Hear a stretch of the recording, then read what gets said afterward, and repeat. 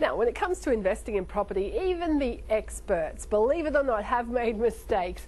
But our next guest says that learning from setbacks and just trying again can actually be one of the keys to investment success.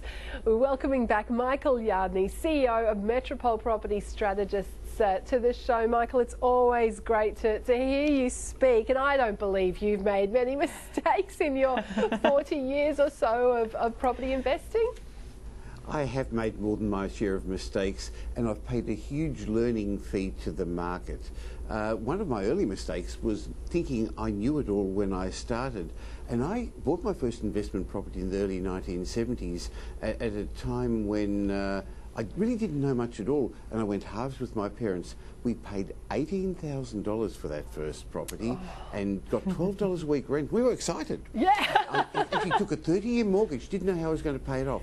But Gough Whitlam came into power. We went into inflationary mode, and the property went up so much in value I could borrow again. And I thought I was brilliant. I thought it was me. It was actually the market that did well. So one of the lessons I learned early in the piece was that you really have to you've got to understand and learn about the market and educate yourself, because it wasn't my brilliance, it was the market that carried me forward. See, one of the worst things that can go wrong is you get it right first time. You think you're smarter than you are, buddy.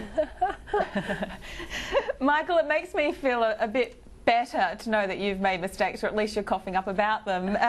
One of the things you mentioned I guess a top tip to learn is goal setting. How does that figure into it? Whether it's property investment, whether it's business, whether it's life, you really have to know where you head, because if you don't set your own plans, you're going to be part of somebody else's plan, and I bet you can guess what they've got planned for you. Nothing particularly exciting. So you've got to know where you're heading, and then any investment decision you make has to fit in with those plans. That's going to stop you buying the wrong things, and it'll help you eliminate wrong purchases. So know where you're heading and begin with the end in mind. Something else that you say that you wish you'd known when you'd started out was to create a property team. So you're saying you can't do it yourself? Well, most people think they know about property because they've lived in one, they've bought one, they've rented in one, but in general that's very different to property investment. So my initial mistake was I bought close to where I lived, close to where I went to school, close to where my mum went shopping, because that's all I knew about real estate. And if you're the smartest person in your team, you're in trouble. So you're better off to get a good team of advisors around you, and that way you're less likely to make mistakes because you can learn from their mistakes. I have a feeling you're going to tell me also that patience is key, and I shouldn't expect results straight away, which makes me a bit sad, to be honest. Well, most people, especially in Melbourne and Sydney recently, when the property market has grown so strongly, have got unrealistic expectations. They think that you can buy a property and it's always going to go up, and that's definitely not the case. Have a look at properties in other parts of Australia, but even Sydney, that's done so well for 5 years, had a period of 7 or 8 years beforehand where it didn't do so well. So real estate is a long-term game, and it's not a get-rich-quick scheme. The trouble is today we learn to expect that, because we get all those emails in our inbox saying you can buy 7 properties in 7 minutes or 10 properties in 10 months. It doesn't work that way. I love one of the quotes that you said was that wealth is really just the transfer of money from the impatient to the patient. Very much so, and unfortunately I can't take credit for that great quote. It belongs to Warren Buffett. But one can learn a lot from these very clever investors. What about overcoming your fears, Michael? I mean, mine would be probably a lack of knowledge, or thinking that I don't know enough about the game. How do you get over that hurdle and take that first step?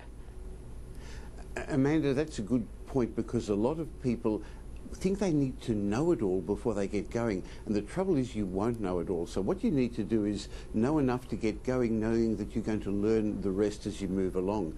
But fear is a great barrier and stops a lot of people, and that's again part of the reason it's good to have a team around you. And if you've got a smart mortgage broker, he'll help you get through the maze with the banks at the moment. A good property strategist will help you work through all the different options at the moment, because at any one time there are over 250,000 properties for sale in Australia.